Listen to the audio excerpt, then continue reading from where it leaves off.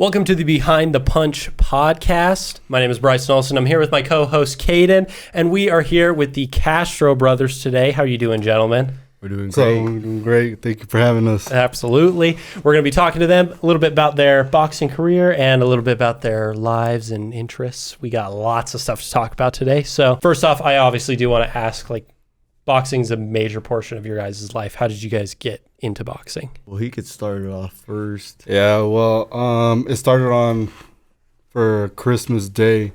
I was like 4 years old. Really? Well, no, he was more because I was already born. So oh yeah, he was so it was like six. Let's say 6. Uh-huh. My dad bought me a little punching bag and them little boxing gloves from the swap meet. Hung it up, saw me punching at it and stuff, and he was all like, And from there, we just one day took me to the gym, and I never took those gloves off. What age did you first go to the gym? My dad took me 6.5, 7. Wow. Had my first. It was what you call a show bout. Had my first show bout at 7.5. I was 7.5 years old. Fighting my first show bout. All you can see is big gloves and me doing this. That's it. But It's that's bigger than your head. Yeah. I just duck and punch. That was me at 7.5. But after that, I knew I loved the sport and I couldn't shy away from it. And as a big brother, you wanna always, set up the example. And that's where. Yeah, I saw him doing it, and I was like, interesting. And I was like a very hyperactive kid. Mm-hmm. I was always getting like fights and stuff, like in daycare and stuff. Daycare? That's where I'd get left even before preschool and stuff. But I'm like, I was always getting in fights. And my dad's like, you could join that too, because you could get all your energy out there. But I would see my brother do it, and I'm like, I want to be like him. I want to be like him or even better. I want to beat people. Yeah. I'm like, that seems fun. And yeah, I just got into it with him. And from there, we just started honing each other's skills. Yeah, and to look at it, for me, boxing was a sport just to look at it as a beautiful sport. Mm-hmm. My brother over here saw red. He was ready to bulldoze anybody in front of him. He didn't care. He was ready. And that's what I like about him, because they can't compare us in the boxing world, because he got one style, I got a different style, He got if you're going to be in front of him, might as well get out the way, please, because you don't want to get hurt. It's not like having to live up to someone else's style. If you're in school where it's you have the same teacher, and they're like, oh, you're going to be the exact same person. No, everybody, and that was the thing with the teachers that did have Daniel first. They're like, oh, look, it's baby Daniel. That was his name, because they seemed such a sweet. No. That was the thing. My brother was such a pacifist and stuff and there was times even as a little kid, I would go in, because my brother would he'd get bullied or stuff like that. He'd let it shrug it off. My brother was he would thug it out. He was like, I can live with this, right?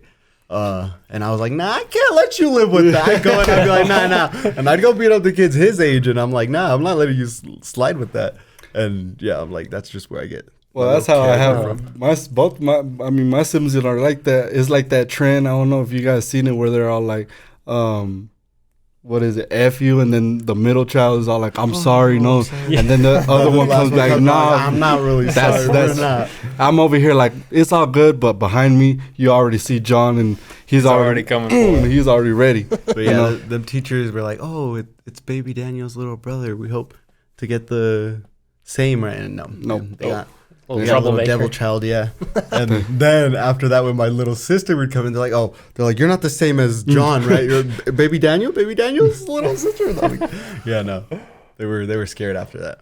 That's man, funny. My sister hated that when I was in school, because I was like Daniel, where I was just just kind of chill, and I was quiet and just kept to myself. And then she would come in. She's like, I hate that they're comparing me to you. I hate that. It's so funny. I'm like, I'm nothing like him. I'm like, we may look alike, but two different entities in total. Even at that, I still love him. He's there and everything. I already know. Whether if I'm gonna get into it, if I'm ready to fight, a person that I needed to call and was gonna pick up is gonna be John. And he doesn't even have to pick up. There's times I'm like, I already know. It's like he'd be trying to call I have me your and location. I'm on my way. tapping his shoulder. I'm like, oh, I'm right here. He's like, what? I'm like, yes, I heard there's a fight. I'm like, no, because there'd always be times I'm like, I even had to call him up, but there'd be times I'd be like, his friends would go run and be like, hey, Daniel's getting in a little argument. Make sure, because they knew. I'm like, oh, John's the one who handles that stuff. Because, well, yeah, Daniel didn't want to taint his reputation because we already knew how to fight and stuff, right? And we didn't want to be known, as the fighters. And, well, Daniel's not known as a fighter as that, but he's literally, like, going to be one of the greatest fighters there is, So watch out for that. We may not look the part, but, yeah, we're dangerous. Yeah, we've seen you fight. We agree. I wouldn't step into the ring with you guys. Hey, it's a fun time. I'll take it easy. Did you pick fights a lot in school? Well, that was the thing. No, it wasn't me picking fights. I would see something going on, and I would be like, "Nah, I'm gonna make sure," because I would be like the protector, and like I'd be the hero bully mentality of the bullies. So people would see me as the biggest bully because they're like, "Yo, you're even bullying the bullies, man! Like, what's up with this?" I'm like, "No, I'm like, it's me and my people." That I have, like, everybody would see, like, oh, you're cool, like, you helped us out. And the people I'd help out, they later on become my friends and stuff. And that's how, like, my little group would get bigger and bigger. And then the school see that as a gang or whatnot. It's like, no, it's not. But it's like, oh, we're heroes. And all, but I'm like, I would be doing the dirty work, making sure everybody, because I'm like, everyone else has this story of what happened and stuff. The same thing happened to them. I'm just coming, making sure it doesn't happen over and over and over again. But then again, like I said, people kind of saw me as the bad guy, which I don't care. It's okay. It is what it is. I know what I was doing, And you gotta tell them too. That switched because we ended up living in Mexico for a while, and that switched on him. A lot of people started bullying him, but it was bully one time, and that was it. They tried to bully him one time, and that was it. Because we had left off boxing for a couple of years because of my dad. He got deported, and that was hence the story of how we got to Mexico. To begin with, back in 2011, 2012, my dad was deported, and we went to go live with him after that. And I did middle school and a little bit of high school over there. But in middle school, after the couple years, I had laid off. I got chubby. I had glasses. I don't wear my glasses anymore because I either break them or I get told stuff, and I'm like, I don't like getting like it's whatever now. But yeah, and this kid would like call me names like, oh, gringo pendejo and stuff. It's like, oh, the white kid basically, or like he's the foreigner, and he's fat and everything. I'm like, okay. I'm like, watch. I'm gonna get you outside. He's like, nah, you're not. And he hit me in school grounds, but I'm like, I had my dad even, and that's the thing. My dad, before we get like enrolled in any school, he goes to tell the counselor, the principal, everything. Hey, my kids are fighters, and if they get in a fight, they didn't start it. Just know that they did not start it. And I had, and hence I kind of got sucker punched in school, and everyone's like, oh, you're going to let that slide? I'm like, nah. I'm like, it's all right. I'm like, I'll get him outside of school where I won't get in trouble. And literally, I got him, and kid was crying. He was dying. He was on the floor. Like, literally, like, everyone's like, no way. They're like, John, they're like, there's no way you fight like that. I'm like, dude, he picked at me. He didn't realize who he was messing with. Because, like, that could be anybody. I'm like, nowadays, you see Adrian Broner. He's chubby and whatnot, but he still has that in it. He's still the monster he was. You give him like 30 seconds. That's all he needs. He may have just 30 seconds in the tank, but with the commoner and someone who doesn't know how to fight, that's all he needs. I'm like, yeah, like even when I had let myself go and everything, they really thought that, like, oh, this kid doesn't know anything. He's a nerd and everything and all that. And well, that was still in the time where liking anime was a weird thing. Over there in Mexico, they call them otakus, like, oh, little weebs or whatever, right? And I was called that too. I'm like, bro, watch. I'm like, bullying's universal. It doesn't matter where you live. Literally. I'm like, oh, but this is what anime taught me too, because I'm like, I get little fighting styles here and there, because some animes they're just literally based off true martial arts, and I like that. That's why I love Shonen Jump. But yeah, and ever since then, they respected me. Like, oh, this kid does know how to fight. He said whatever they said is true, because I'm like, my dad had came and he told even the little group of like kids that were around, hey, don't pick on my son because he'll kick your ass type shit. They're like, oh. And like, yeah, you got to be careful with but that. You got to let them know, too, the reason why they knew that my dad wasn't lying. Well, he went in Mexico. He went to the same school my dad went to. Yeah. So my dad was the same way. They had kicked him out of that school. They kicked him out of that school. So they're like, "Oh, are you gonna survive here?" I'm like, "Of course." But funny, I'm also gonna get kicked out. No. Because fun fact about me, I kind of laid it off later on in high school, but I was kind of book smart. I was kind of straight A student and all that. So that's what would kind of cover my whole. Oh, he's a bad kid. They're like, oh, but he does good in school. They see the paperwork. He can't be the problem. Yeah, like, and that's the thing. I'm like, how are you guys gonna really blame it on me if I'm focused on school? I do sports, and I'm like, you guys want to call me the problem child? I'm like, all right, do what you guys want. Looking at him like, who are you gonna believe? Yeah, who are they gonna believe? And it's the same thing when I came back here to the States, and because over there in Mexico, they don't really involve the law and stuff, and over here, I had got in trouble. And they involved the law. And, well, they wanted to get me in trouble because it's the group of people I was hanging out with. But funny thing about me, another fun fact, I get along with everybody. Like, it could be the people who get mad at whatever colors you're wearing, like gangs. I'm like, with me, if you want to be my friend, just cut that out. I'm like, we could still be friends. You could still do you. But whatever gang talking on that, I'm like, we're all human beings. I'm like, we all came from the same place. I'm like, we were all born out of the same spot. We all came with our hands and our parts and everything, you know? Like, hey, I'm like, you got what you got. What else do you guys need? You guys are talking about knives, guns. I'm like, don't talk about that. I'm like, you got hands? I'm like, talk about that. If not, don't talk at all. And people kind of respected me in that way. They're like, oh, like, hey, maybe don't mess with this kid, you know? And, I mean, yeah, that's kind of where boxing has led me to get along in the world as well, because boxing is literally like they say like the Karate Kid, oh, karate's everything. So is boxing. Like, if you really think about it, any sport you put your mind to, it's life. It could be your life. Like any sports, you have to stay disciplined. And for real life, you have to stay disciplined on waking up early for work. You have to pay the bills. It's a mentality you have to keep, you know. And that's just how I try to put it, you know. Like, everything has a meaning, and it is what it is. Like anime, maybe God put it here for us to watch and stuff. I'm like, hey, I get life lessons there too. I'm like, it teaches me to, because like I said, I was a crash out and stuff, and there'd be times like, oh, Goku says to Vegeta, and Vegeta's like literally my favorite character in Dragon Ball, because he's so prideful and his ego is high up there, right? He's like, I'm the prince of all Saiyans. I'm the main one, right? But knowing Goku is the main one, and I'm like, yeah, he teaches him where, like, hey, you can use that ego, that pride, to help your loved ones and this and that. And then, yeah, that's where Vegeta came from, being the villain to one of Goku's partners, rivals. And they hone each other's skills, which is, hey, it's literally Goku and Vegeta here. That's why I say, I'm like, all our characters that we like, it's like, yeah, he's like the leader type in our family, and I'm like this right-hand man, where it's like I'm always gonna be there no matter what he does or what comes our way. I'm gonna stop you right there, like, and it's not a leader thing, you know. I don't see myself as a leader.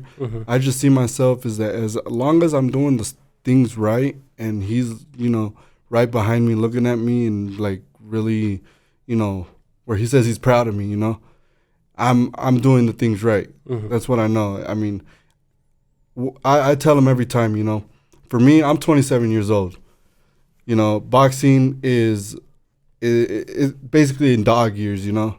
You don't have that. I don't have that much time. My alarm will tick soon.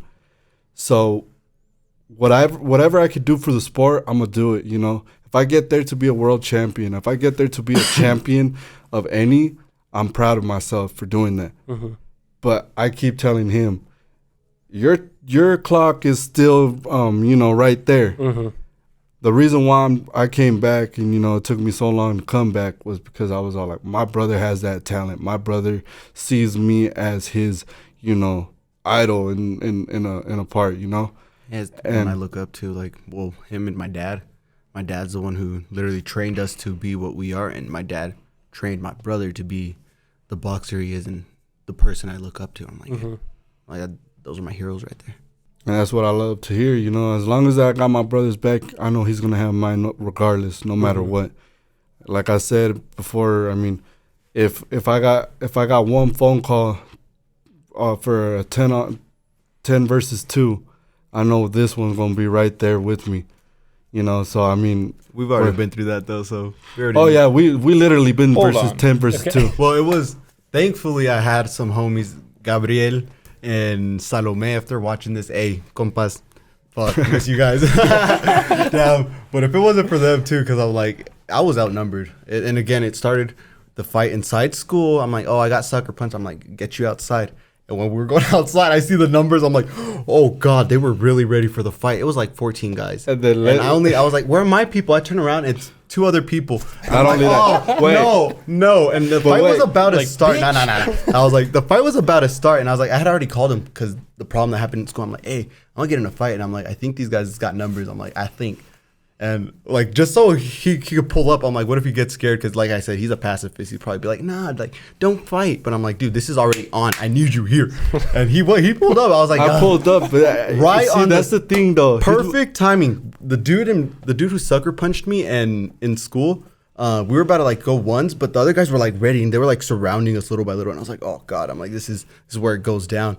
And I was about to like he was about to swing on me actually, and then all of a sudden, boom, my brother tackles him, boom, they disappear out of my eyesight. I was like, what just happened? I looked down, I'm like, oh, it's my brother. And everybody saw that and they were gonna jump him. I get on top of my brother, drag him off the dude. I was like, all right, let's get ready. And here's the thing though, there was like 3 guys punching me, but just because of the anger, hit my baby brother. You about to hit my baby brother, bro. I feel like I'm a wrestler coming out of the Royal Rumble running. Yeah. I'm running. And number 3, oh wait, he was number 4. And number 4, Daniel Castro, boom, just came out of nowhere. I just, I took off and I blacked out. They told me that they didn't know why I wasn't knocked out because there were so many punches back in my head and everything. And all I feel is my feet going up in the air for a little. I was like, what the heck?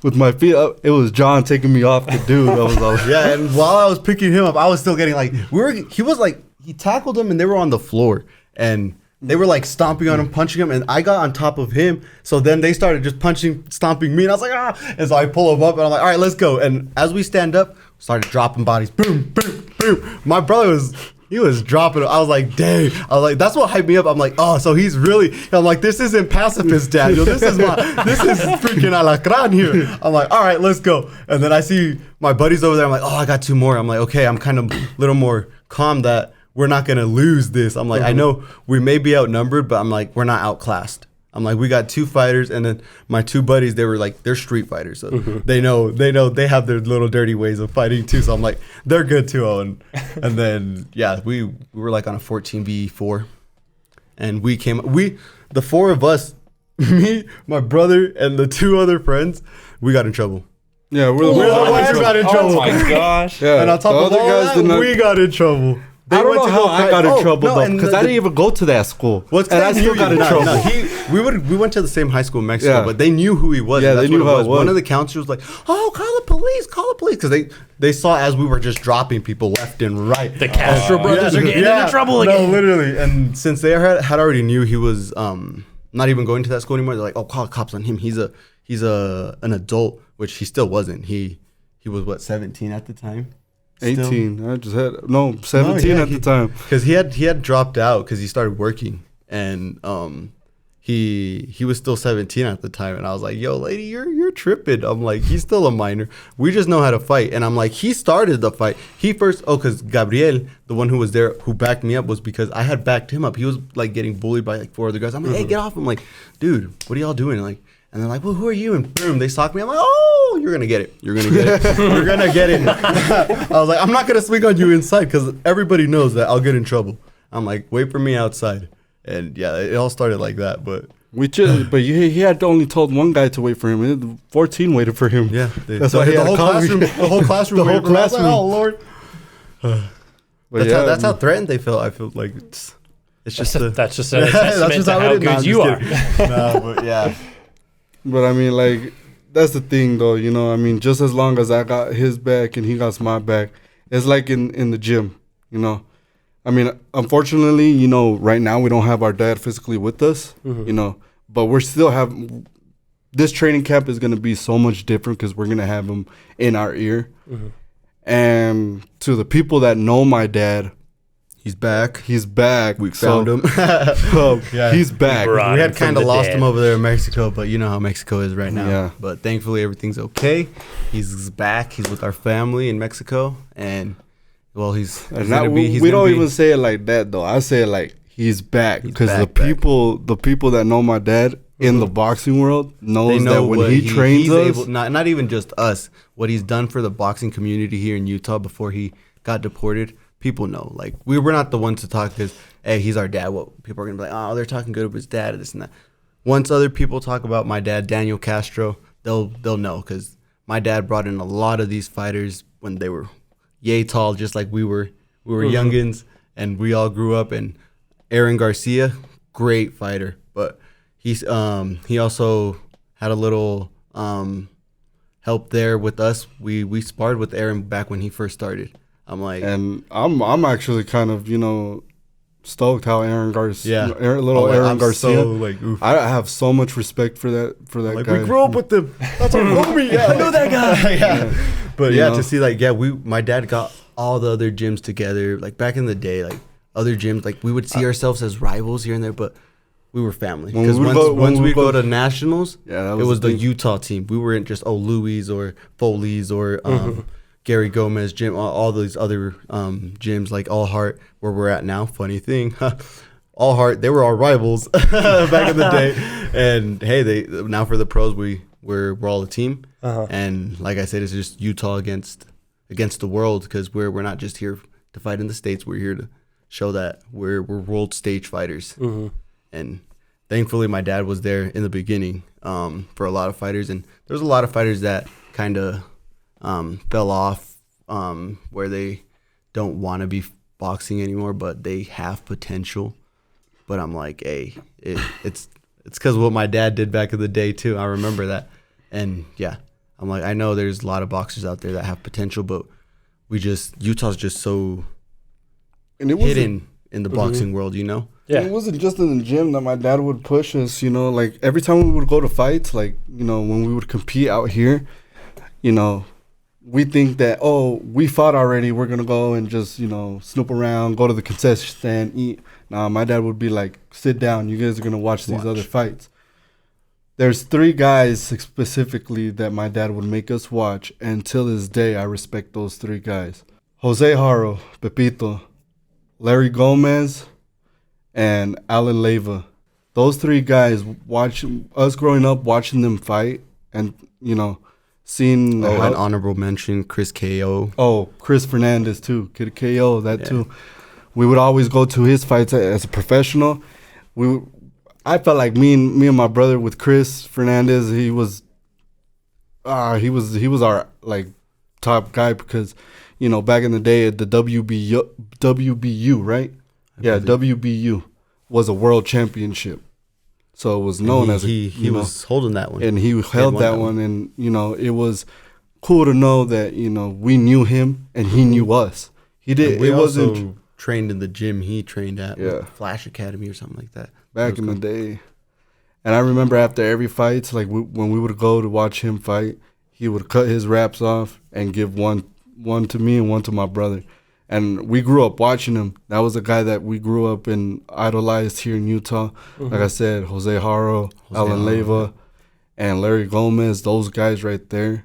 You know, in the boxing world, like, we want to be like them, you know. And obviously surpass. We want to see Jose Haro again because back in the rival series that was in June, he had his little interview there, and he was saying, if you get the 6-pack back, hey, we'll help you. 6-pack back. We'll help you. Come on. It's like, we'll get in the gym with you, too. We've been slacking off, so let's get it together, man. Like, Jose Haro, he was our idol, man. I'm like, that's where I kind of, like, got some fighting styles, too. I'm like, every fighter that I've seen, it's like, I just pick off, and I'm like. And not only just the boxer, just him as a person, too. That dude right there, I have nothing but respect for him, you know. Whether he wants to get back in the ring or not, but that dude right here, to me, is one of the greatest boxers out here in Utah. So I mean, all shout out to him, man. That's until we sadly have to take his spot, you know, as the greatest in the Utah. You know? But it's okay. That'll be when the time comes. Mm-hmm. But we don't take it as that, you know. We don't want to, you know, say that. Oh, just we surpassed him. Friendly competition, you know. And like we said, he was our idol, and we want to either surpass our idol or like become like our idol. And like I said, with my brother, not even that. He's my hero. He's the one I look up to. But I'm gonna be better than him too, you know. And that's the thing, you know. We want to be how they were, how Jose Haro and all them were, how they were to us.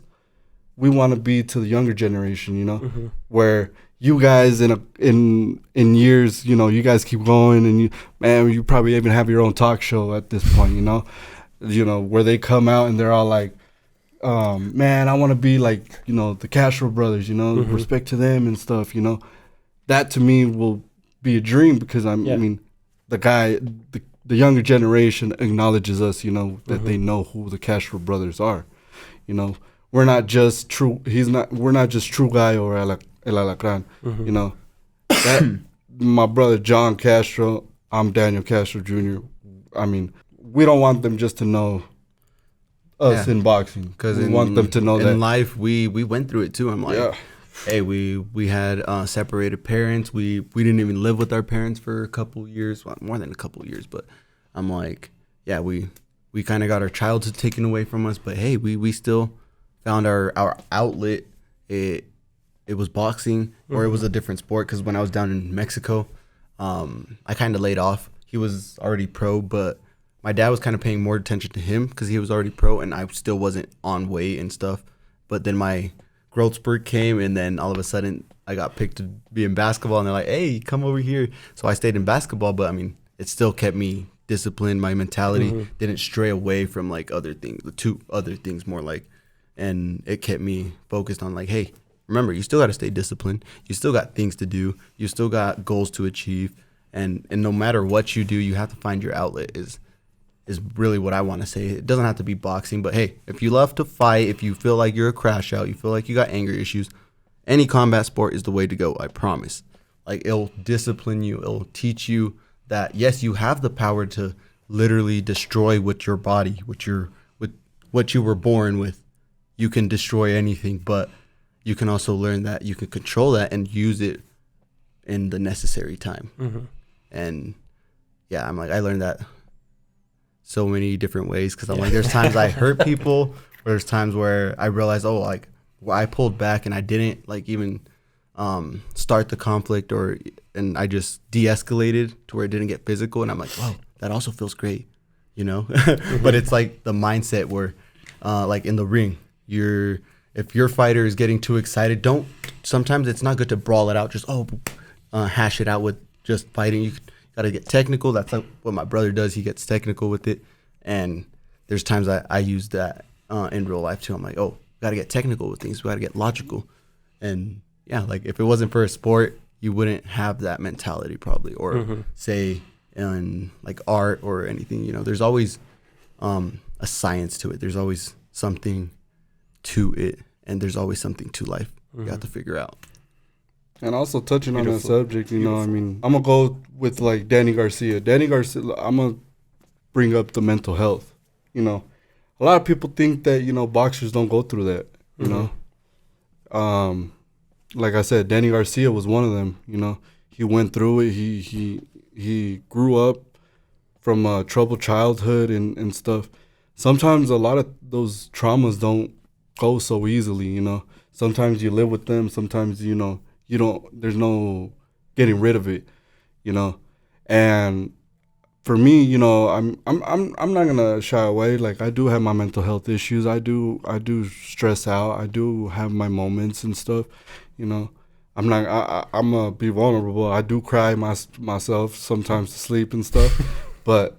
I mean, man. It's okay to cry. It's okay to cry. They used to call me a crybaby back in the day, and that's where also there would be things where they'd like kind of bully me, and then they'd mess around and find out. But I would only cry because there would be times I'm like, there's nothing else I can do, because if I get physical, I'm gonna get in trouble. So I'll just cry it out, you know. But it's not crying because like I feel bad. It's crying out of anger. Sometimes I'm like, yeah, because there's literally nothing else I can do. I'm like, and that's why my dad's like, oh, boxing, go. He got us a dummy guy at the house, and he's like, go hit that or go run some sprints. Go clear your mind there. And I'm like, we played soccer too. He's like, go kick the ball on the fence or something, let out your energy. Yeah, he took the words right out of my mouth, and that's what I use, Like if I'm feeling, like anxious or I'm sad or I'm pissed off or something, I listen to this guy that he tells me every time because he knows that I can crash out. Sometimes there's not that passive, Daniel. I could sometimes crash out. He'll tell me, "Hey man, go take a walk." Because it's not natural of him, like because he is literally the pacifist, and everyone has their crash out moments. They can get mad. They have different reactions. And that's what it is. It's how you act and react towards things. And sometimes he's just not thinking straight, and he'll just react. But what he doesn't know though is that sometimes like there's a lot of things bottled in, and that's what I could probably give to like the younger generation or to anybody out there. Don't bottle it in. Because it hurts. It hurts trying to get it out, man. That's literally the advice I give him. Because I'm like, I was the crash out of family. I still am. No one's going to take that title from you. But, like, I've surprisingly found my zen. Like, I'm chill out now, right? Meditative state. Yes. And that's what I try to give him advice. I'm like, hey, dude, I know what you're feeling. I'm like, and yes, it's not good to bottle things up. My analogy was think of it as like an anchor in life. All your problems, they're just gonna keep on adding, and each chain, those chains in an anchor on the boat, they're pretty thick, and every problem you just keeps adding a chain, and sometimes you gotta just cut the anchor off in total, because then you'll feel that weight coming off, and literally, that anchor is you bottling up your problems, not talking to people, or just not doing anything about your problem. Because, yes, you could be like, oh, I feel this way, I feel that way. But if you don't do anything about it, it's going to stay there. The anchor is going to stay there. And when you have another problem, because you didn't get rid of that first chain that you had, it's just going to add more and more. So, hey, take things one day at a time, step at a time, Like my girlfriend tells me this all the time. She's probably gonna be super proud to hear me say this. But I'm like, it's such a healthy way of thinking about mental health too. For sure. Like, it is hard to hold it all in because then you're left alone to deal with it yourself. When it's not a bad thing to ask for help for somebody else and to let it out. And that's one thing we're so proud. We get that from our father. We're so prideful. It's the Castro pride. It's like, and like I said, I see myself as Vegeta from Dragon Ball. Like they're like, oh, he calls it pride, and he's like, oh, I say damn right, like that's me, right? But then you realize sometimes you gotta just let it go. Gotta have a little bit of humility. And that's the thing, sometimes like for us, for example, sometimes I can't see what he feels and stuff, until I see it either on the punching bag or on me when we're sparring. Because sometimes he'll let his hand go a little too much, and all I hear is freaking the bell, but it's not even time yet. We just started the round and stars. But that's where I'm all like, okay, let me help him out. We're gonna in the ring. I think that's where we get our therapy session. Yeah. We're not trying to kill each other, but we know that me and him are going through. Limits. We know our limits too. Like, because I won't. And to this day, I'm always gonna say it in sparring. Even if I go to like another gym, like, because there'll be times like, oh, you gotta show up and show out. If you go to another gym, make sure who's who, or if someone's coming to your gym. But there'll be times I'm like, there's always this chip inside me, and I feel like that's what happened in my last fight. Because hey, Sergio, shout out to you. You kind of beat me before the fight when you came up, super friendly. He's like, oh, how you doing, brother? It's like, oh, how's the family? Like, he's such a good guy. You can't hate him. I'm like, it's like, I'm about to throw hands with you tomorrow. How am I supposed to like get that chip out and be like, oh, I'm you up? And it's like, no, I couldn't. Like, I feel like that's what it was. And it's like, you're supposed to do that after, before you light me up. Yeah. And it's like, dang, he was such a good guy. He is such a good guy, because we saw him in these June fights. He didn't fight as well. He's just there watching. But again, I'm like, I can't hate him. I'm like, I show up and he's like, brother, family, where's your family? Where's your brother? Like, he's like, where's everybody at? Like, oh, how you guys been? What you been up to? And I'm like, bro, he's such a good guy. I'm like, I sometimes gotta like take that chip out because sometimes once I got too zen, I feel like. But yeah, like there'd be times that I'd be telling him to like, hey, there's that chip, and you got to realize when you need to take it out. I do that a lot. I'll never go all out in a sparring due to that factor. I'm like, because it's like, oh, we're just training at the end of the day. I'm not trying to kill you. Right. And even if you are my opponent, I'm like, I want you to come out with health. I want you to go back to your family. And, it's a sport at the end of the day. I'm like, because yes, back in the day, the gladiators and stuff, I probably would have been one of them fighting to the death. I'm a showman. Yeah, I'm like, but here I'm like, it's a controlled sport where, yes, people can get hurt, but they'll, at the end of the day, be good, and we'll pray everything goes well. And yeah, and in sparring, I'm probably going to give a max 80, 90%. But this guy is where I go like the 90%. Where like, oh, I'll throw a little more heavier punches, faster, And with others, it's like, oh, you're just my training partner. But here's the thing, though.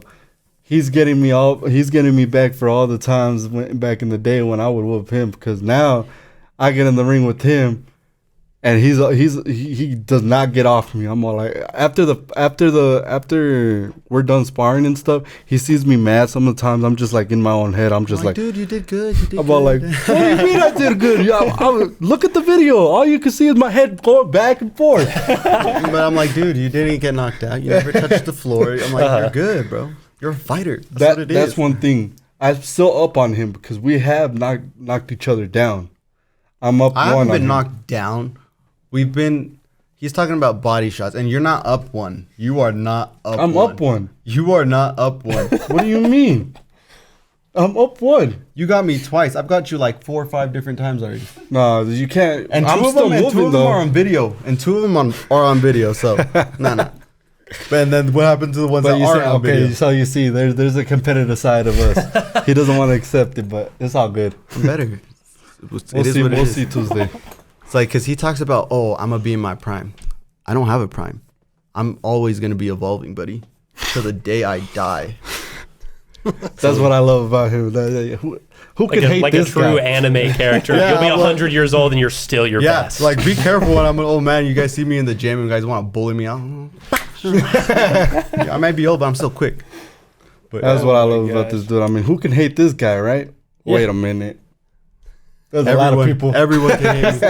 It's like, if you're on my good side, you'll like me. And it's like, I could say I'm a little charismatic here and there. And even when they see the bad side of me, people like laugh at it. They're like, oh, I can't believe you're like that though. And it's like, yeah, you never expect it, would you? Wait, so who hates you? Everybody I've beaten up. I can't count. It's like I may have a lot of boxing matches. I'm probably evened up now with my amateur boxing match, because I almost hit 100 fights. No, yeah, street fights. I've probably had more than 100 fights. Oh my god. Yeah, like no, he's not kidding. I'm not even okay. I can't even be cocky. I've never lost a fight. There's never a winner in a street fight. Don't street fight. There's never a winner. Okay? Never. So, but yeah, I'm like, I would always come out with a smile on my face after those fights. Yeah. So sometimes, I mean, you gotta also realize when you street fight, I mean, everything goes. It's ridiculous. To me, it's ridiculous, bro. Like, there's no reason to. What are you showing off for? Yeah. What are you doing it for? Because you guys want to see whose penis is bigger? Like like shit. Yeah. Plot twist, you guys both have a small penis. Exactly. That's what I think about it. That's what I think about it, because, I mean, you really look at it. I mean, there's no spectators doing it. Like, they're not putting money on it or anything. You're not putting it on the show. You're going to look ridiculous. Why? Because you guys do not know. Some of them don't know how to fight, and they swing. Oh, he hits the floor. Yeah, that's where I knew I hated street fighting, was because my last street fight, he was a witness to. Oh yeah. Let's just say he really loved drugs. Yeah, he really loved drugs. And we'll just say that. I had fractured my hand. The only time I've ever broken or fractured a bone, it was the boxer's fracture. But yeah, he started a problem with him.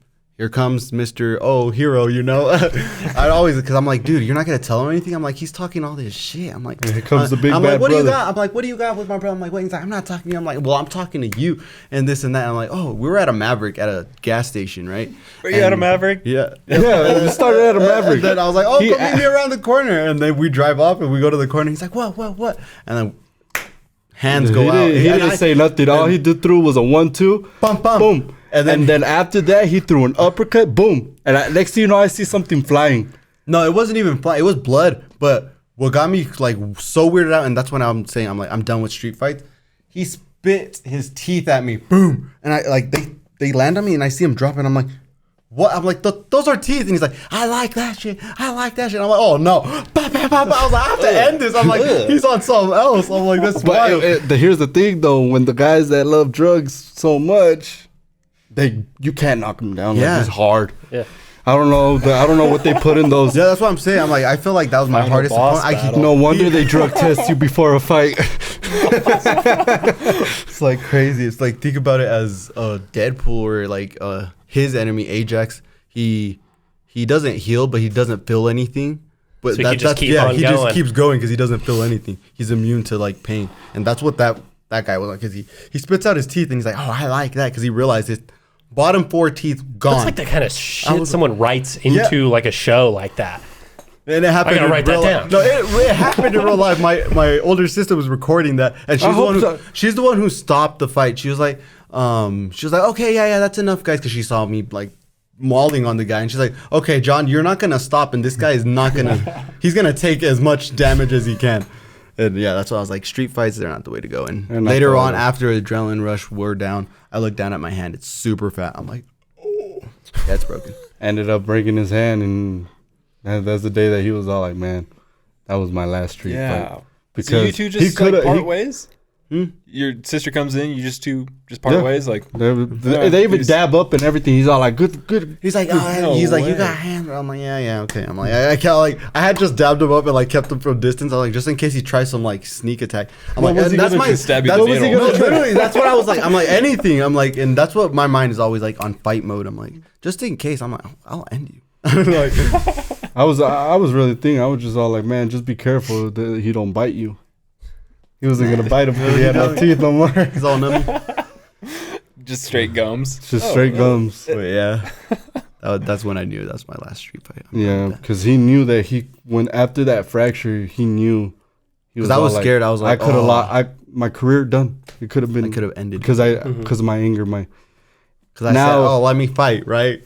Okay, go get a fight in the ring. That's when I realized I'm like, okay, I'm gonna get back to the sport. Like, actually back to the sport. Now I'm curious. So he was coming at you. He was coming at this me. Mavrik gas station.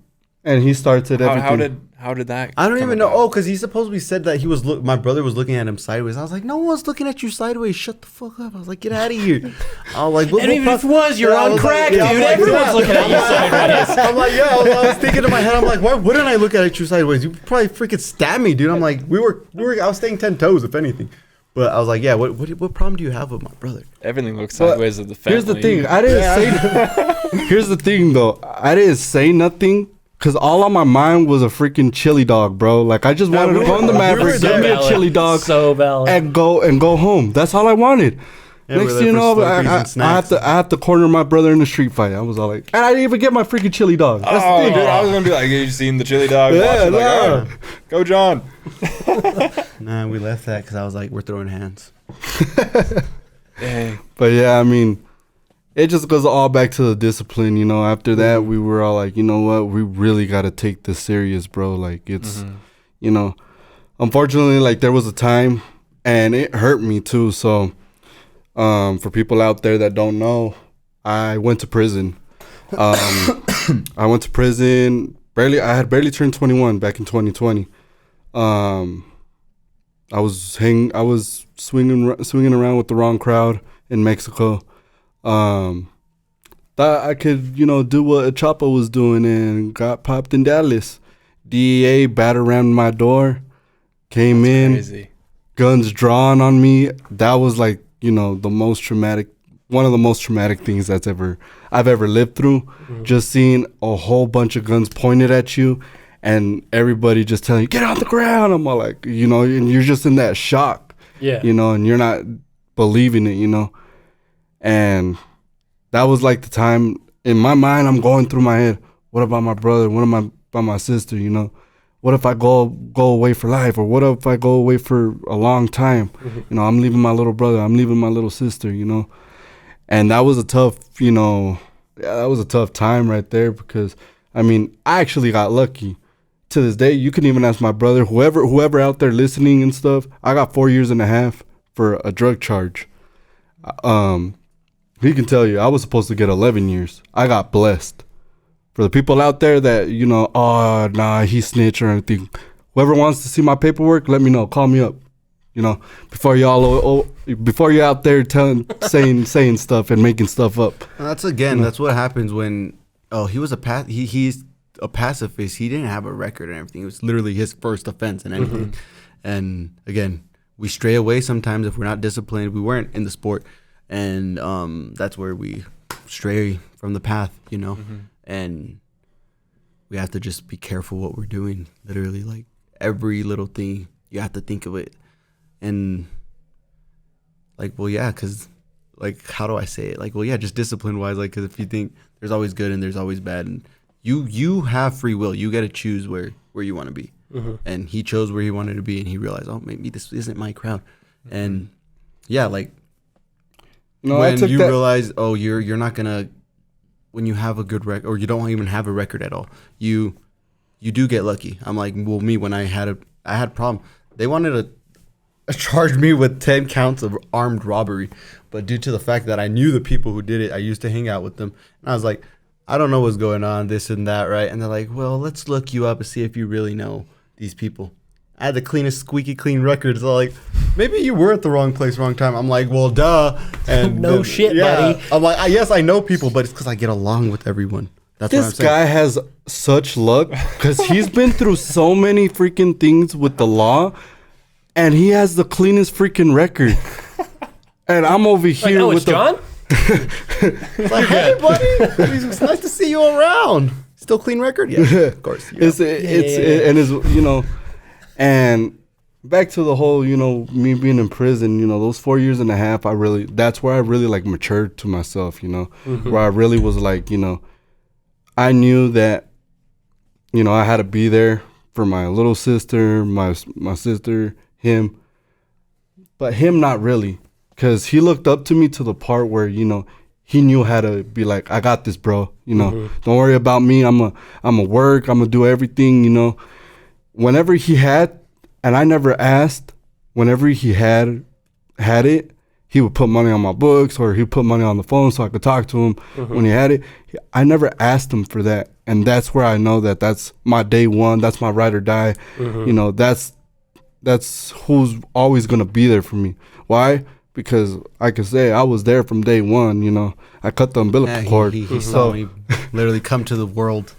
But, you know, I mean, I just know that, you know, I can't let this guy down no more. Mm-hmm. You know, like after 4 years, you know, being in prison, I remember the same day I came back to Utah because I went to prison in Mississippi. They shot me all the way to Mississippi.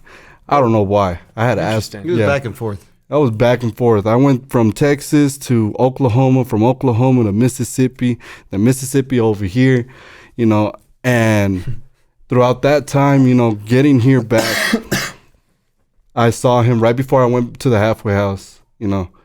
I got to see my little brother, taller than me, but freaking, you had like almost dreads type. Oh, yeah, I had super long hair. Yeah, super long hair. I was like, who's this guy? But, man, as soon as I dabbed him up and hugged him, you know, that's where all like, you know, from being those little rascal kids that my mom would pull her hairs out of to now, it was just like those memories coming back. And from that day on, I knew that I couldn't, you know, fail him. So, funny story, the thing is too, you know, shout out to Jason. If it wasn't for Jason, we wouldn't be back in the ring. Mm-hmm. I remember one day, I don't know, I just saw him across, you know, through Facebook. sent him a text. I'm all like, hey, Jason, how you doing and everything. I don't know if you remember me. And he's all like, of course I do. I'm never going to forget the Castros, you know? And I was like, fun fact, his son, Santana DeCarlo. Hey, shout out Santana. Literally one of my, always going to be the best fights I had in amateurs, but he never could beat me. 5 fights out of the 5 times we fought, he couldn't beat me. I won the 5 times. But here's the thing though about Santana. Every time he fought John, he would get better. Because the last fight, I'm like, the last fight he had with John, it was so competitive. Competitive. The last 2 fights were like super close, or it was like the 3rd and the 5th fight with Santana where he was like, we were neck and neck. I was like, there was one where I was there like, was literally, there were points off. I might lose this fight. I'm like, because he really gave me a run for my money. But that's where it comes back. I'm like, hey, shout out to Santana because he literally made me the boxer I was. Because every time I hear, oh, Santana wants a rematch, I'm like, did he get better? Let's find out. And he sure did. He'd give me a run for my money for sure. And like that's what I loved about it. Because and Santana is almost Daniel's age, and back in the day, the amateurs you could only have like a 2-year or like a year and some months apart. But he was beating everybody in his age group, so he had to fight older kids. Age group in my weight class, like I ran through him, and then Santana comes in. He's literally right on the age to where we can fight. The deadline. I think we're like a month where it passed the deadline, but they're like, oh, it's just a month, right? Mm-hmm. So let's fight. And my dad was always like, just get him in the ring. He's going to surprise you. watch, it's all fun. And yeah, every time I was getting in the ring with the older fellows, it was always run for my money. But I'm like, these are the matches I needed. Mm-hmm. Yeah. Because it keeps me pumped. It keeps me hyped. Because also Diego Alvarez, he was such a great boxer when he was in the amateurs as well. He also fought Santana. They had their like 5-6 fights wars, as well. And I think they were like 3-3 or something like that, right? But I'm not sure they can confirm that. But Diego Alvarez, he was already Daniel's age. I wasn't supposed to fight him, but back in that time it was Rick Montoya. Rick Montoya. He was a president of the Utah USA Boxing Committee and whatnot, and he for some reason didn't like my dad or whatever issue they had, but. Now we're good. I've gone to the gym. That shots fired. He's like, yeah. No, he wanted to see me lose. He wanted to see the Castros lose in Utah, and we were like undefeated in Utah for the longest time. And Diego Alvarez gave me my first loss in Utah. I think it was the only loss. It was not. I lost when I came back from Mexico with Penny. I can't pronounce his last name, but he's a Tongan or Polynesian, something, right? Sorry, Penny, you know me, brother. But no, that's the thing. I'm like, he beat me, but it was a close fight, and I wasn't that in shape. And even his dad and his trainers were like, "Who are you?" I'm like, "Oh, I'm like, if you didn't hear about the Castros back in the day, but yeah, I'm back, right?" And they're like, "Yeah, we can see that." And Aaron Garcia, Senior, Aaron Garcia Jr.'s dad, he was my referee for that fight, and he was like, "Dude, he's like, it was such a close fight, good fight though." He's like, "It's good to see you guys back though." I'm like, "Yeah." And he's like, "Where's your brother?" And that's when he was in prison at the time. Mm-hmm. And I was like, "Yeah, but I'm still getting it, you know." And I was still in the amateurs for a bit, but yeah, Diego Alvarez was the only one to give me like the actual loss, where I was like, "Oh, in Utah." But then again, he was Daniel's age. We weren't even supposed to be fighting. Mm-hmm. We stayed 1-1 though. So and then I mean, like I said, bringing us back, if it wasn't for Jason and literally all heart, shout out to Jason and Monica. If it weren't for them, like, we wouldn't be back. I don't know where we would be, to be honest. Well, because when he had hit me up, I was homeless. I was just being a naughty boy. Let's just say that. Yeah, my girlfriend knows what happens, whatever, right? And the people who know. And yeah, you know. If you know, you know. And let's just say consequences to everybody's actions. There's always going to be consequences to actions, right? I was homeless for like half a year, and then I get a phone call from this dude. He's like, "Hey, you want to come train?" But during that whole time I was homeless, I locked in. I was like, I got nothing else to do. I would leave like all my belongings with my little sister. Shout out to Samaya. She's always been there for us too. Being the baby of the family, she's always there. She's like Literally. But wait, you gotta tell We're literally them. like triplets. Let's say that. We're not even. You call us the Three 18. Musketeers. Yeah, she's 18. I'm 24. He's 27. We're all different ages, but we're like still triplets. twins. You guys mess with us though, you guys are gonna fit. And if there's a female starting problems, watch out with Samaya. Yeah, so watch and out. She's a lefty too. You're gonna expect the right hand, then left hand came out of nowhere.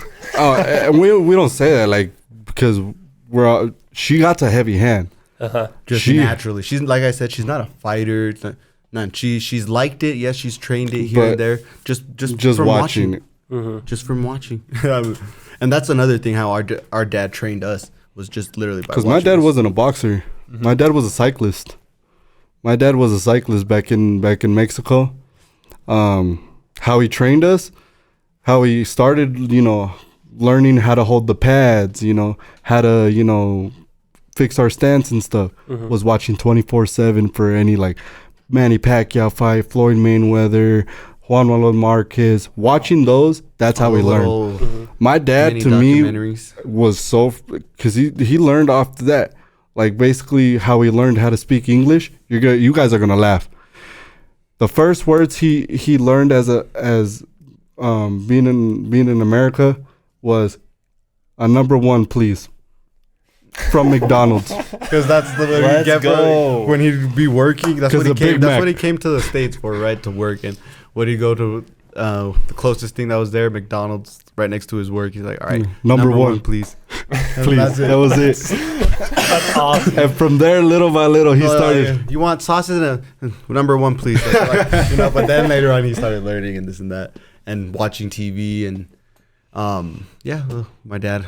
Well, what did he say he would watch a lot? Wasn't it Jerry Springer or the Maury shows that was and stuff on Spike TV? Oh, yeah. My dad was watching, Fear and Factor? they had the little subtitles there. My dad would change it to Spanish, so he'd hear what they're saying. He's like, "Oh, this is what they're saying in Spanish." And that's literally how he learned. That's actually such a good way. They like if you're like an immersive program, they'll tell you to do that. Yeah. Like turn on like your subtitles so you can read along, and then you can listen to like what they're saying and learn their language. Yeah, because even it's weird.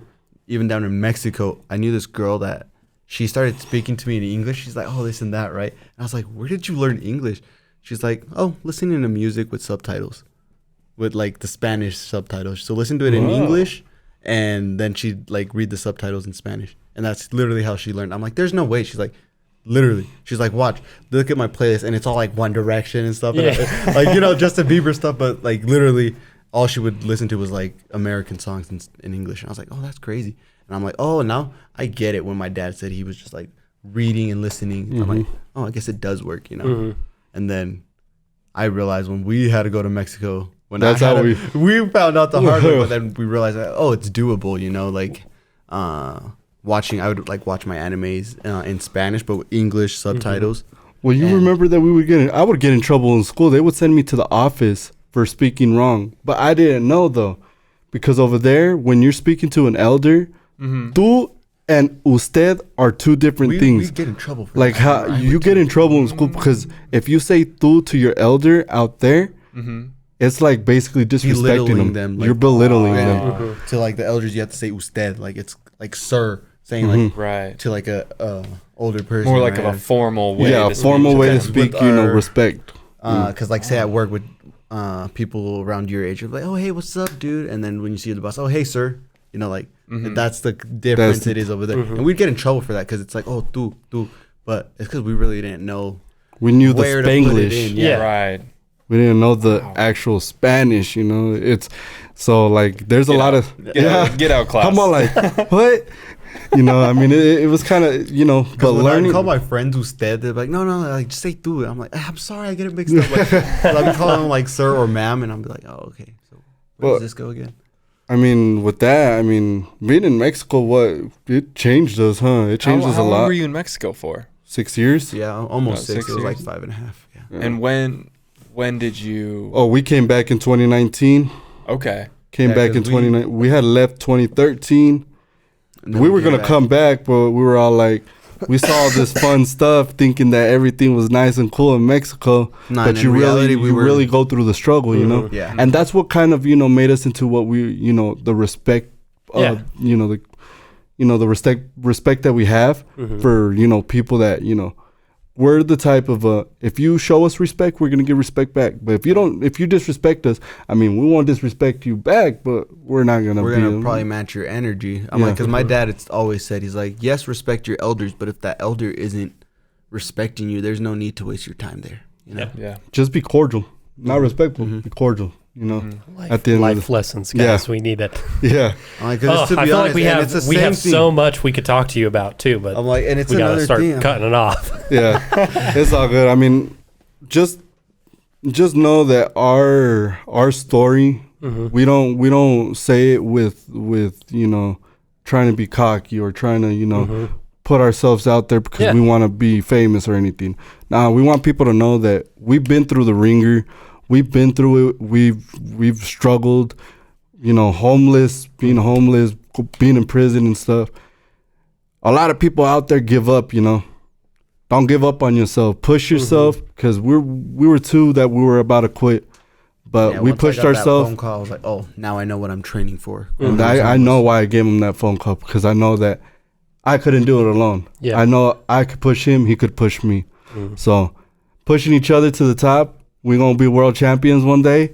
So, I mean, just the simple fact, just remember the Castros. Don't forget about them this time, because... Yeah, and all heart boxing, because we're always going to be fighting out of all heart, because they're literally what started us. We're if it wasn't for all heart, or, Jason and Monaco. Chino. He's our coach. He's the one literally training us, and... Well, we've kind of been slacking. Sorry, we'll be back in the gym 100%. I just need to pay bills. So make sure you and we're gonna be. We're normal people. We got to pay bills and stuff too. Like sometimes we'll be slacking off here and there, but hey, real life problems.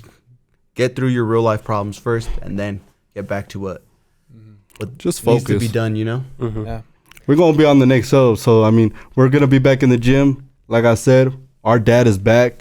So you guys are gonna see two different Castros this time. Let's go. I mean, give me 2 months, and even if I get a call from out of town before the next rival series, you guys might see me fight. I'm gonna be ready for that. And you guys are gonna like this. There's a guy out there. He know who he is. He's a fan now. He's a fan. He's a fan. I know he's a fan. I'm not gonna say no name, but he like talking on Instagram and stuff. And he say that he want to fight me at 164. He probably didn't even realize. I'll fight you at 160, bro. I mean, I'll fight you for free. I don't care, bro. Like, I'm ready. Let's get it. Hey, any 154 pounders, 160 pounders, give me 2 months. Watch, True Guy was gonna be back, new and improved. I may have lost my last fight, but hey, that was nothing. It was just a life lesson. Not only that, I mean, you gotta stay focused on what's truly the goal, and now I know what the goal is, and I'm coming for y'all for sure. Yep. Like I said, I mean, we got our dad back now. People know that know my dad, they know, they're all like, damn, the dangerous Castros are coming back. Hell yeah. You guys are gonna have a crowd. Yeah, for sure. I can feel it. Yeah, our crowd's a little small right now, but once they remember who we are, maybe after this episode, you can get Castros, remember that. John Castro, Daniel Castro, 2 little ones.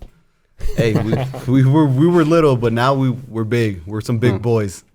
Sweet. Well, seriously, thank you guys so much for coming on. We're gonna have to have you for another episode. Yes. We want more. Always honored. Be back. We'll always blessed to you guys too. You guys put us out. Hey, UTBC Media. They're the ones who made us look as badass as we are now. Well, if it wasn't for them and our little promo videos, I wouldn't have got that confident for that first debut 33-second knockout. If it wasn't for their video, because they made me look nice.